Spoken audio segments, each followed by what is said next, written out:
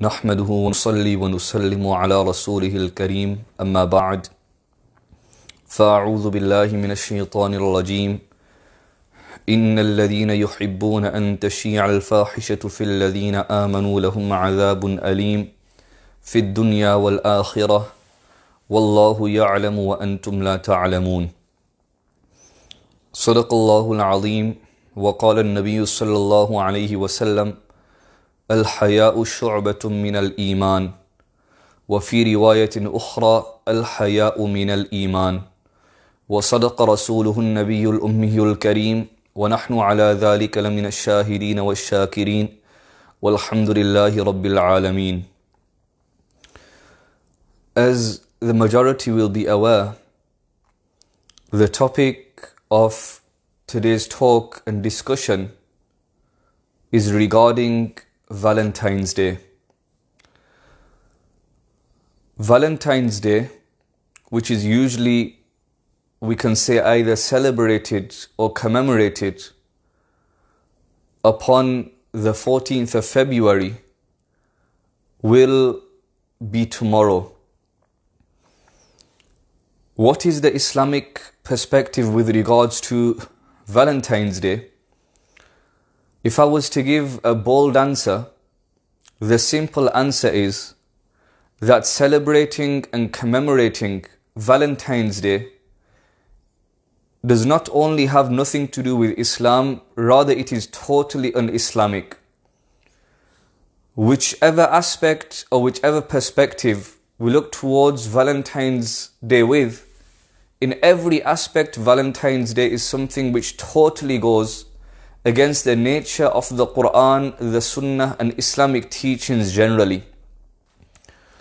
In today's discussion, I want to make mention of three main points. The first point is that if we consider the background of Valentine's Day and when the celebration and the commemoration of Valentine's Day initiated, considering this background of Valentine's Day, commemorating and celebrating Valentine's Day is un-Islamic, it is impermissible. The second point will be, if we were to disregard the background of Valentine's Day, we would still say, being Muslims, that commemorating and celebrating Valentine's Day is impermissible. And the reason behind this is that those who commemorate and celebrate Valentine's Day and show love to the opposite gender are normally those who are not married and they are not living together in an Islamic manner. And the third point will be with regards to what many people say within this day and age. And this is that if we've got two individuals who are married in the Islamic manner, then on the 14th of February, i.e. upon Valentine's Day, there is no problem if they were to exchange gifts and commemorate and celebrate Valentine's Day. This is also incorrect and this should also be avoided. These are 3 points I will discuss in quite a detail. Starting with the first point with regards to the background of Valentine's Day. If we go back a very long time, after the demise of the Prophet sallallahu alaihi wasallam, and we go even before that, i.e. the birth of the Prophet sallallahu alaihi wasallam, if we look towards historical accounts, we find that there was approximately 600 years between the ascension of Isa alayhi salatu wassalam and the birth of the Prophet sallallahu alayhi wasallam. If we be more precise and we want to pinpoint when Valentine's Day goes back to, we have 300 years prior to the birth of the Prophet sallallahu alayhi wasallam, which is approximately 200 years after the ascension of Isa alayhi salatu wasalam to the heavens. In Rome, there was a ruler and a king. His name was Claudius II. Rome at that time was populated by those who followed the Christian religion. And it was the Christian religion which was predominant. However, this king of Rome, Claudius II, he never only disliked those who followed the Christian religion, he also disliked the Christian religion within itself. However, as he was ruling such a people, he used to engage in many battles. He used to engage in many expeditions. And we all know that when an individual wants to build an army, he wants soldiers to come on board. Then he wants these soldiers to be strong and harsh. He does not want them to be soft, gentle and lenient. Considering this point, Claudius II made it a rule that all the youngsters, i.e. the Christian youngsters who were populating Rome, due to them being young, strong, and also very harsh, due to the teenage years they were expecting, and due to not being married, they will have to become part of the army and they will have to fight battles for Claudius II. And the reason for why he mentioned this was, or he made this rule was, made this law was, those people who are married, they normally become affected by the spouse, and that softness sort of transfers over into them. Or if they have children after getting married, then having children within itself makes an individual much more gentle and much more lenient. So he didn't want these individuals who were old, married, had children, and due to this they were weak, also gentle and lenient to form his army. He wanted strong, young blood and harsh people. For this reason he started taking all the Christian youth on board. However, many of those who had authority within the Christian religion in Rome at that time, they came together with a plan, and from amongst them the main individual was Saint Valentine.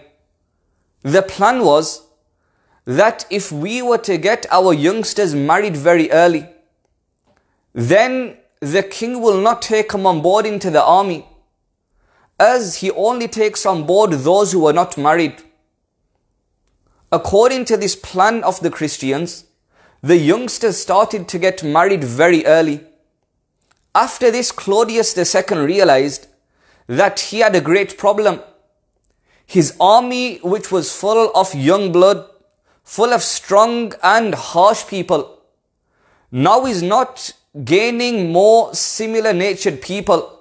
Why? Because they are all getting married very young, and now he cannot take any young, fresh blood on board anymore. He looked around and he tried to find the main individual who made this mentality come into the Christian youth. He pinpointed Saint Valentine. Upon pinpointing him, he gave a command that Saint Valentine is taken to prison. Once he was taken to prison, he never left in his tracks. He continued in his tracks. From within prison, he's propagating the same message. He's ordering people outside to get married at a young age. And people were following his commands and going in accordance with his teachings. Upon realizing this, Claudius II gave a command that Saint Valentine is beaten. And after he was beaten a lot, he continued. However, he decreased a little in this propagation of his. After a short while, the individual who was in charge or who was supervising the prison in which Saint Valentine was present, he had a daughter, and his daughter was blind. She was unable to see. And Saint Valentine, who was within the prison, He was not only an intellectual, intelligent individual who was very good at propagating, preaching and teaching. Rather, he was also an expert, doctor and a very wise individual as well. The individual who was supervising the prison, he thought, I may use Saint Valentine to my advantage, and I will get my daughter treated by Saint Valentine while Saint Valentine is within this prison. So he sent his daughter to Saint Valentine. She would go visit him, and Saint Valentine would not only cure or try to cure this daughter of the individual who was supervising the prison, he would also propagate Christianity to her, and at the same time he would also engage in certain immoral acts with her as well. After this continued for quite a while, he ended up in a relationship with this blind daughter of the individual who was in charge or who was overlooking the prison. That's when Claudius II realized that despite Saint Valentine being in prison, despite him being beaten and punished, this isn't stopping him in his tracks. For this reason he commanded that Saint Valentine is killed and he is executed upon the 15th of February. Upon hearing this news, that he will be executed upon the 15th of February, it's obvious he couldn't leave his Juliet like that. He had to get some sort of a message across. So he wrote a letter. And in this letter he made apparent his love for the daughter of this individual who was overlooking the prison. On the 15th of February, Saint Valentine was killed. And this letter got to this female after Saint Valentine having been killed. When she started reading this letter, now we may be thinking she was blind. How could you read this letter? Reading in a metaphorical sense, once this letter was read out to her, she had mixed emotions. On one hand, she was thinking that I was in a relationship with this individual. She had feelings for this individual. So she was very upset considering this aspect. But the other aspect was that she was with her father, who was with the king of Rome, Claudius II, and they wanted to get rid of Saint Valentine, and they succeeded in that. So she was happy considering one aspect and sad considering another aspect. Laughing, crying, two in one. That's when the account mentions that she was not cured, i.e., her eyesight was not cured by Saint Valentine. He spiritually cured her, like many people do in this day and age in institutes. He spiritually cured her. However, when she was upset and happy, going through mixed emotions, it was then that her eyesight came back. Once her eyesight came back, after this, those who were following the Christian religion took this 14th of February to be a day in which those who are involved in relationships with each other, they exchange gifts with each other. Why? Because Saint Valentine never only sent a letter, he sent some roses with it as well. Now people may be thinking, where does this amazing, interesting account come from? So the answer is that this background has got nothing to do with Islam whatsoever. And when there is no historical background which is Islamic regarding the 14th of February, i.e. Valentine's Day, we won't find a mention of this account in the Quran, nor will we find an account of this within the Ahadith. Rather, we will find an account of this elsewhere. And from amongst elsewhere, I'm going to give a reference to something which people revere and people look up to. And this is the Encyclopedia of Britannica. Within the Encyclopedia of Britannica, we've got various accounts with regards to Saint Valentine. And I won't be incorrect to say that this is the most reasonable account, which I can mention being a Muslim and a mu'min. If we were to look towards other accounts, It wasn't only a relationship Saint Valentine and this female were engaged in within prison. Rather, the other accounts go much further and make mention of immoral acts taking place as well. This is the background with regards to the 14th of February, i.e. Valentine's Day. Now, after hearing this account, we all know that it's not an Islamic background behind Valentine's Day. This is a non-Islamic background. The question now is that being believers, can we follow and imitate and resemble in the path or the life of those individuals who are non-Muslims? The answer is found within a blessed statement of the Prophet sallallahu alaihi wasallam, which has been recorded by Imam Abu Dawud rahimahullah ta'ala in his Sunan. The Prophet sallallahu alaihi wasallam mentioned, "Man tashabbaha biqawmin fahuwa minhum." Whoever resembles a people will be from amongst them. Now, if we think regarding this resemblance, it's not a resemblance which is needed. It's not a resemblance which we may say is permissible. It's an impermissible resemblance of people other than the believers. Therefore, it is impermissible to imitate them in this sense and commemorate and celebrate Valentine's Day considering this background of Valentine's Day. This was the first point. If we consider the background of Valentine's Day, it is un-Islamic, therefore we cannot commemorate and celebrate Valentine's Day. We move on to the second point. If we overlook, if we disregard this background with regards to the 14th of February, Valentine's Day, we will still say as believers, it is impermissible to commemorate and celebrate Valentine's Day. And the reason for this is that even initially, when Saint Valentine and the girl, when he sent that girl a letter with some roses, they were engaged in a relationship which is Islamically prohibited.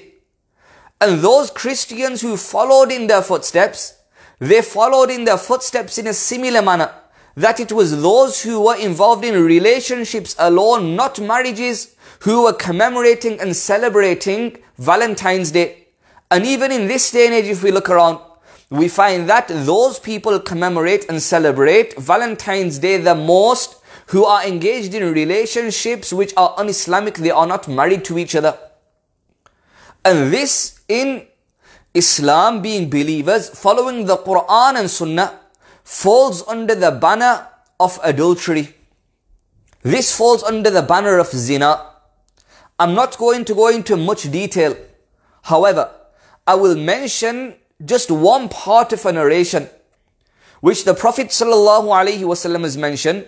It can be found in the authentic compilations of ahadith. The Prophet ﷺ mentioned, "Zina al-'ayni an-nadhru." The zina of the eyes, the adultery of the eyes is casting lustful glances. Now, if we look towards the prevalent Valentine's Day, we've got two individuals who are involved in a relationship. It is un-Islamic. They will exchange gifts. They will exchange words. They will exchange much more than that. Not only look at each other when it's impermissible for them in a lustful manner. This in Islam falls under the banner of zina and adultery. Before I continue on to the third point, I want to mention something we all need to pay attention to.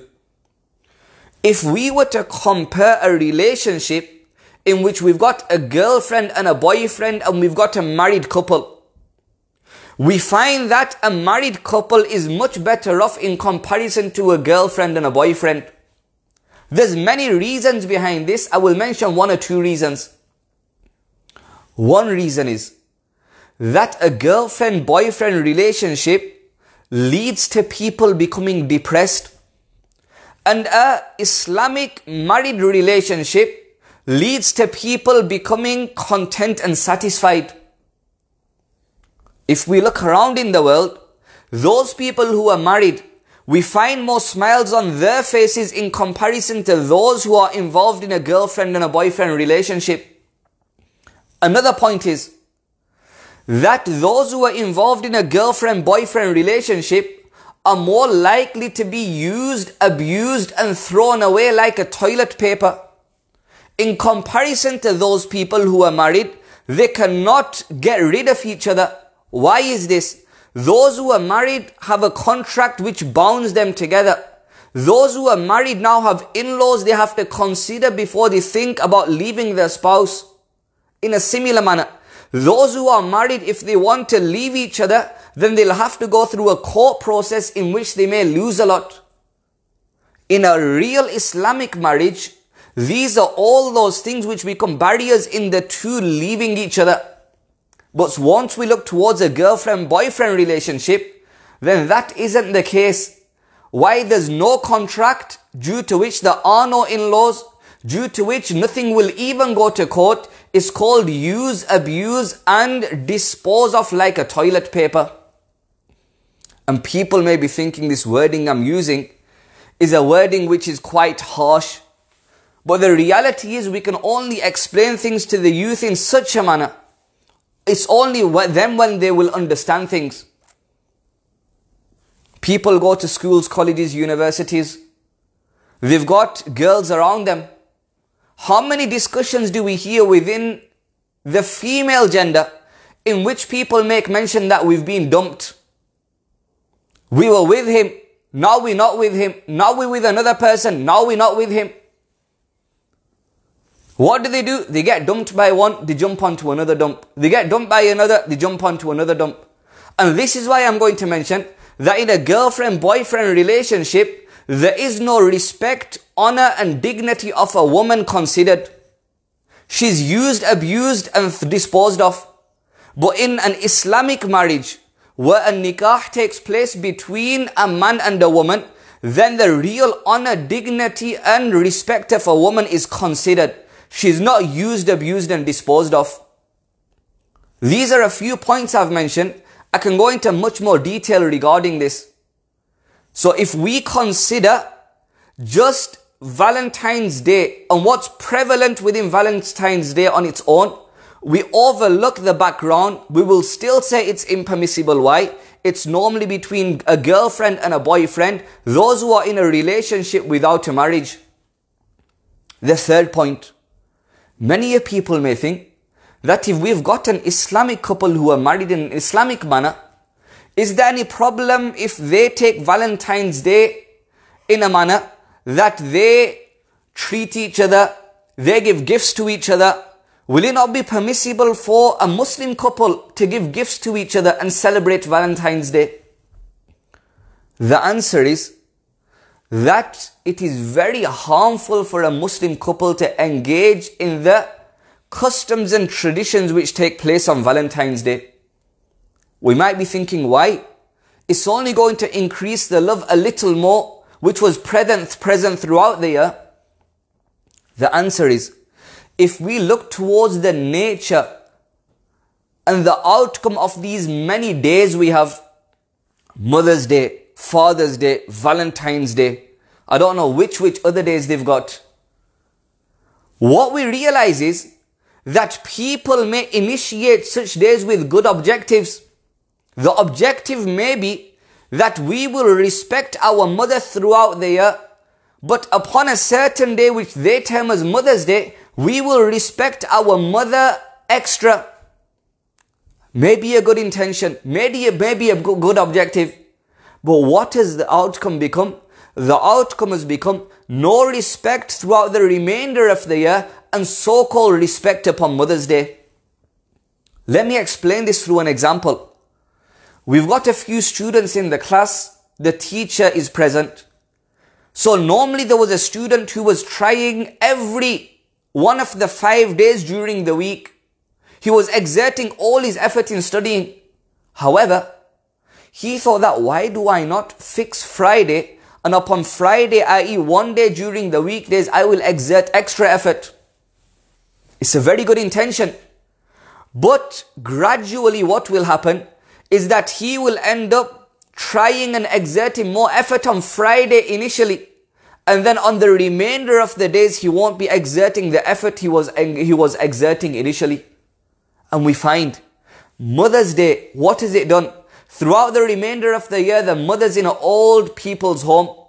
And once it comes to Valentine's Day, the children run around to different supermarkets. Let's get a card, let's get some roses, let's get a box of chocolates. They go to see the mother. Are they respecting the mother? Remember my wording.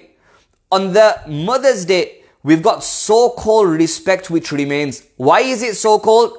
They will be handing over the card. They will be handing over the roses. They will be handing over the pack of chocolates. But at the same time, the Salafi will be out at the same time as well. And why is this Salafi out for? The only reason is that there's no real love or respect within what they are doing with regards to the mother on Mother's Day. Rather, they want to show the world that we've done something good and we are good people. This is what you call so-called love and so-called respect for the mother. Valentine's Day has done the same. Throughout the year, you've got arguments taking place. And once it comes to Valentine's Day, let's get a card, a bunch of roses, some chocolates. We'll give it to our spouse. And all those fights we've had during the year, we're just going to overlook them. So being Muslims, if we look towards what Valentine's Day has led those who commemorate and celebrate Valentine's Day into, if we follow their footsteps, we will end up similar to them. What does Islam teach us? Islam teaches us to love everyone as a whole within its limits in accordance to how Islam teaches us, and our spouses every single day, every day of the year. There is no restriction. And upon every step or upon every other minute in a person's daily routine, Islam teaches a person how to treat his spouse with love and with respect.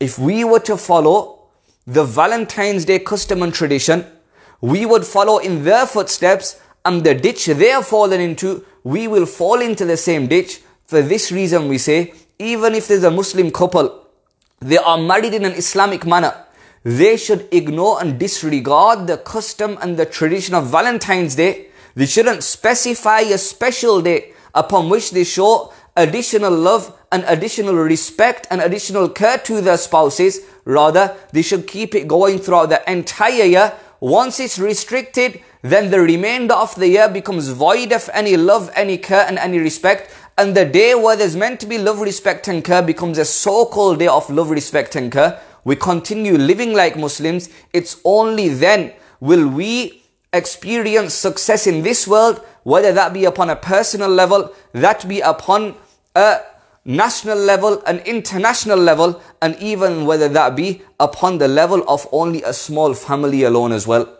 Now we will translate the verse I recited within the sermon to finish everything off. Allah Ta'ala mentions, إِنَّ الَّذِينَ يُحِبُّونَ أَن تَشِيعَ الْفَاحِشَةُ فِي الَّذِينَ آمَنُوا.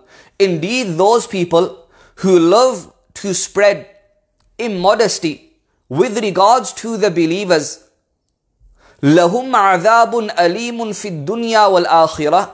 There will be a severe punishment for them, a painful punishment for them in this world and in the hereafter as well. And those people who promote Valentine's Day, being believers, or those people who generally promote Valentine's Day within the believers, why do you not celebrate? Why do you not commemorate Valentine's Day? Why are you acting normal like Valentine's Day is a normal day of the year? Where are the gifts today? Where are the cards today? Where is the additional love today? Those people who spread such immodesty, which in reality is immodesty, due to what it leads to and who it normally takes place in between, then there will be a severe punishment for them in this life and also in the hereafter. For this reason, number one, if we consider the background of Valentine's Day, throw it in the bin. Number two, we overlook the background. We only think with regards to what takes place and between who on Valentine's Day. un-Islamic. It's called zina and adultery in Islam. Throw that in the bin. And even if we have a Muslim couple, they think that why do we not act like people act upon Valentine's Day when they commemorate and they celebrate this custom and tradition? Also avoid that. Throw that in the bin. Why? You're following their footsteps. There'll be no love throughout the entire year, and upon Valentine's Day you will have so-called love. Allah Ta'ala protect us. Allah Ta'ala keep love between all of us, between our families, make us care for each other, and also make us look after each other in a perfect manner. And Allah Ta'ala keep us all away from immodesty ourselves, and also from spreading immodesty within other people, so we keep ourselves away from a painful punishment in this world and the hereafter. وآخر دعوانا أن الحمد لله رب العالمين وصلى الله على نبينا محمد وعلى آله وصحبه أجمعين.